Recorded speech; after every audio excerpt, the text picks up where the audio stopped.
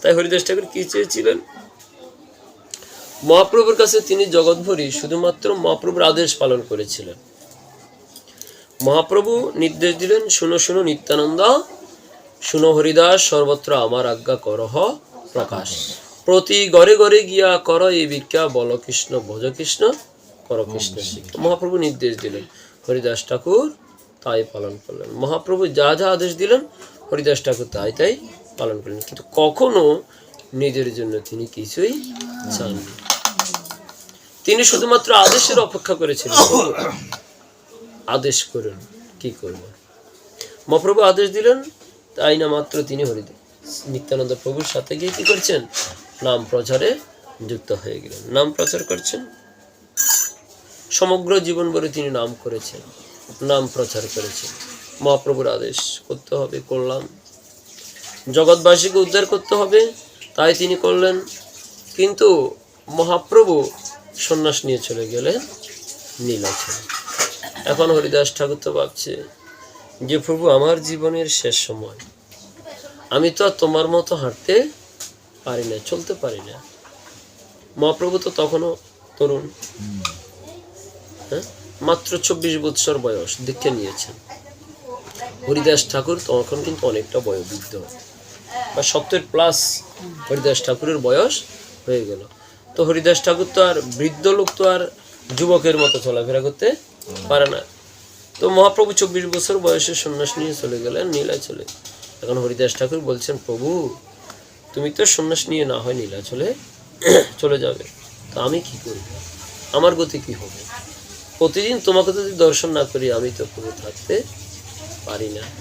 তো তোমার অদর্শনে প্রভু আমার কিভাবে দিন যাবে?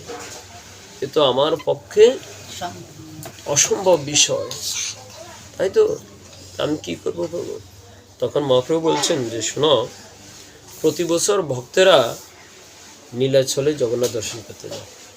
প্রতি বছর, বছরে 12 মাসের মধ্যে 4 মাস তাদেরকে এই নীলাচলের জন্য সময় ব্যয় করতে হয়। এখন তো আমরা যানবাহনে করে দ্রুত চলে যাই, আগেকার দিনে কিন্তু আগে থেকে প্রস্তুতি গ্রহণ করত।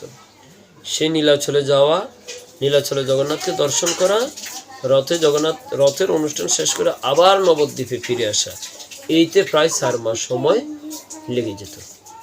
অর্থাৎ এই আমাদের এই পূর্ববঙ্গ থেকে, নবদ্বীপ থেকে ভক্তেরা হেঁটে হেঁটে সবাই নীলাচলে যেত। তো যেতে এবং সেখানে অনুষ্ঠান শেষ করে আবার ফিরে আসতে 4 মাসের মতো সময় লেগে যেত। তো ভক্তেরা প্রতি বছর জগন্নাথ দর্শনে যেত, আবার ফিরে আসতো। তো বলছে, তুমি ভক্তদের সাথে কষ্ট করে হলেও নীলাচলে যাবে। আর যদি নীলাচলে যাও, ভক্তেরা তো আবার ফিরে আসে, তোমাকে আর ফিরে আসতে হবে না, আমি তোমার জন্য সেখানে একটা কুটির নির্মাণ করে। আর মহাপ্রভু হরিদাস ঠাকুরের জন্য সেই নীলাচলে সুন্দর একটা কুটির নির্মাণ করে দিলেন। সে কুটিরটা নির্মাণ করলেন কোথায়?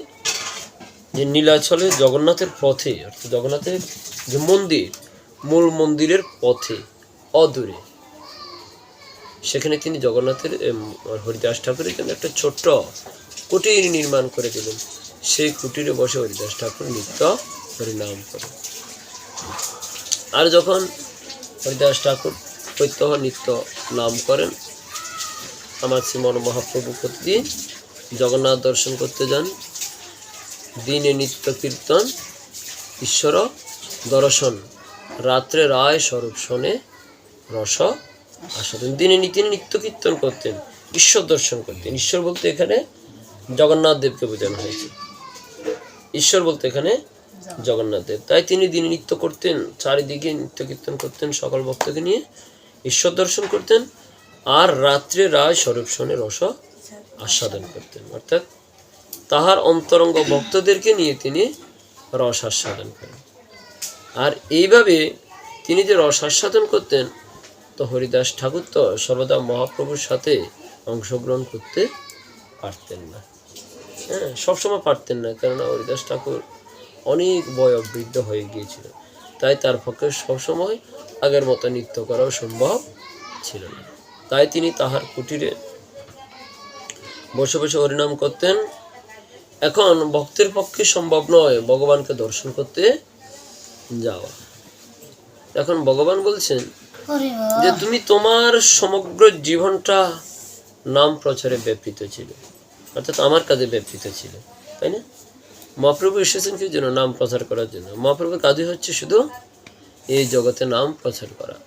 তার শ্রীমন মহাপ্রভুর এই যে আদেশবাণী, এই কর্মটাকে ফলপ্রসূ করেছেন কে? আমার নিত্যানন্দ প্রভু, অদ্বৈত প্রভু, আমার শিবাস পণ্ডিত, গদাধর প্রভু এবং স্বরূপ রায়, রামোদর, এরকম অনেক ভক্ত। তার মধ্যে অন্যতম ছিলেন হরিদাস ঠাকুর। প্রত্যেকের ঘরে ঘরে গিয়ে নাম প্রচার করতেন।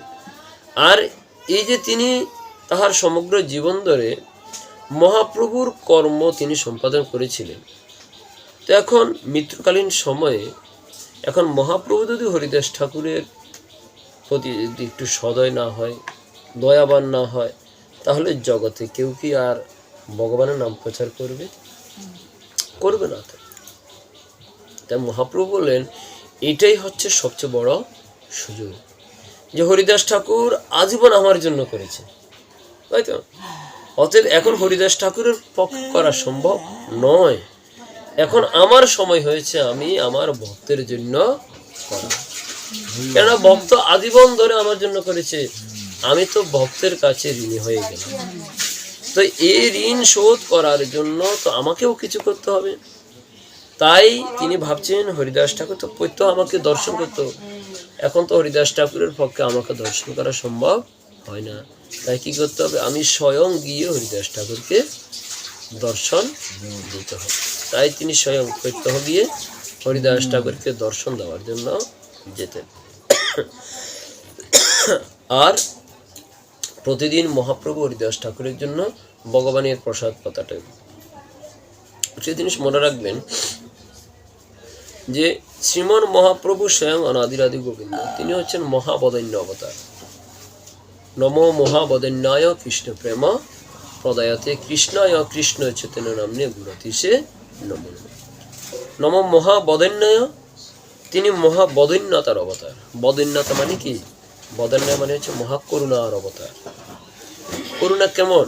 অন্য অন্য যুগে করুণা আর মহাপ্রভুর করুণা এক নয়। করুণাটা হচ্ছে কেউ যদি ভগবানের কাছে প্রার্থনা করে, ভগবানের জন্য ভজনা করে, তাই তো? যদি ভজনা করে অর্থাৎ ভক্তের ভজনা, তখন হয় ভগবানের করুণা, নাকি? ভজন করলেই তো করুণাটা আসবে। কিন্তু কলিযুগে ভজনা না করলেও করুণা আসে। কলিযুগেরটা হলো ব্যতিক্রম। কলিযুগে মহাপ্রভুর করুণাটা কিন্তু কেউ ভজন করলেও পাবে, না করলেও পাবে। তিনি বলছে যে চায় তাকে দেয়, যে না চায় তাকেও দেয়, আসন ডালে প্রেম বিলা। তোরা কে কে নিবি রে, তোরা কে কে নিবি রে, আমি বিনামূল্যে বিকাইব, তোরা কে কে নিবি রে। মহাপ্রভু বলছে আমি বিনামূল্যে বিকিয়ে যাব। অন্য অন্য যুগে তো মূল্য দিতে হয়েছে। হ্যাঁ, রাবণ কি করেছিল? কত কঠিন বদনা করেছিল জানেন? নিজের মস্তকটা কেটে দিচ্ছিল প্রভু, নিজের দেহ কেটে দিচ্ছিল, যে আমি রক্ত দিচ্ছি, তোমাকে কৃপা করতে হবে। হ্যাঁ, এরকম এক এক ভক্ত ভগবানের এক একভাবে বদনা করেছেন। নিজের দেহ কেটে দিয়েছিলেন, মস্তক মুন্ডন কেটে দিয়েছিলেন, তারপর গিয়ে কৃপা হয়েছিল। কিন্তু কলিযুগে কাউকে কিছুই দিতে হয়নি, মূল্য দিতে হয়নি, বিনামূল্যে তিনি দান করেছেন। মানে এ হচ্ছে মহাবদন্যয় অবতার। কিন্তু অন্য অন্য যুগে ভগবানকে মহাবদন্য বলা হয়নি, এই যুগে মহাবদন্য বলা হচ্ছে। মহাবদন্যায় কৃষ্ণ প্রেম পদায়তে, তুমি কৃষ্ণ প্রেম অর্থাৎ মহাবদন্য অর্থাৎ তুমি নিজের থেকে কৃপা করে। কার ভজনা আছে সেটা দেখনি প্রভু, কে ভজনা করে কে করে নি, কে তোমার কৃপা পাওয়ার যোগ্য তুমি তাও দেখো। কে কৃপা পাওয়ার যোগ্য, কে কৃপা পাওয়ার যোগ্য নয়, কে সুপাত্র কে খারাপ পাত্র তাও তুমি কখনো কি ভেদ করনি।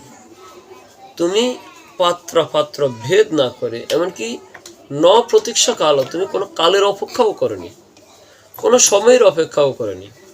তুমি সর্বত্র কৃপা করে গিয়েছ। কি দিনে, কি রাতে, কি শয়নে, কিবা জাগরণে, কি দুষ্ট কি মিষ্ট, কি সুপাত্র কি কি দুষ্পাত্র, কোন পাত্র তুমি কোনো কিছু কিন্তু বিবেচনা করনি, সর্বদা তুমি কি করেছ, নাম বিতরণ করে দিয়েছ, সকলের জন্য নামটাকে সহজ সরল করে দিয়েছ, সকলের জন্য কৃপা পাওয়ার সুযোগটা তুমি করে দিয়েছ।